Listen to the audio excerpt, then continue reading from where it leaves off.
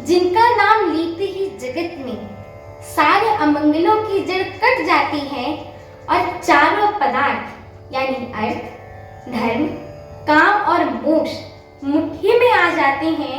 ये वही जगत के माता पिता श्री सीताराम जी हैं। काम के शत्रु शिव जी ने ऐसा कहा। इस प्रकार शिव जी ने देवताओं को समझाया और फिर अपने श्रेष्ठ बैल नंदीश्वर को आगे बढ़ाया। देवताओं ने देखा कि दशरथ जी मन में बड़े ही प्रसन्न हैं और शरीर से पुलकित हुए जा रहे हैं। उनके साथ साधुओं और ब्राह्मणों की मंडली ऐसी शोभा दे रही है कि मानिए समस्त सुख शरीर धारण करके उनकी सेवा कर रहे हों। चारों सुंदर पुत्र साथ में ऐसे सुशोभित हैं कि मानिए संपूर्ण मोक्ष, सालोक्य, समीप्य, सारूप्य, सायुज्य शरीर धारण किए हों। मकर तमणि और सुवर्ण के रंग की सुंदर जोड़ियों को देखकर देवताओं को कम प्रीति नहीं होती है, अर्थात अधिक ही प्रीति होती है।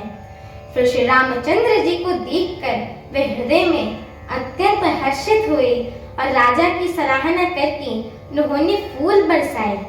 नख से शिखा तक प्रभु श्री रामचंद्र जी के सुंदर रूप को बार बार देखते हुए पार्वती सहित श्री शिव जी का शरीर पुलकित हो गया और उनके नेत्र जल से भर गए।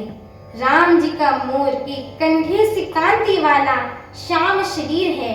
बिजली का अत्यंत निरादार करते हुए प्रकाश में सुंदर रंग के वस्त्र पहने हुए हैं एवं सब मंगल रूप और सब प्रकार से सुंदर भांति भांति के विवाह के आभूषण शरीर पर सजाए हुए हैं। उनका सुंदर मुख शरद पूर्णिमा के निर्मल चंद्रमा के समान और नेत्र मनोहर नवीन कमल के लजाने वाले हैं। सारी सुंदरता अलौकिक है, माया की बनी हुई नहीं है, दिव्य सच्चिदानंदमय है। वह कहीं नहीं जा सकती, मन ही मन बहुत प्रिय लगती है।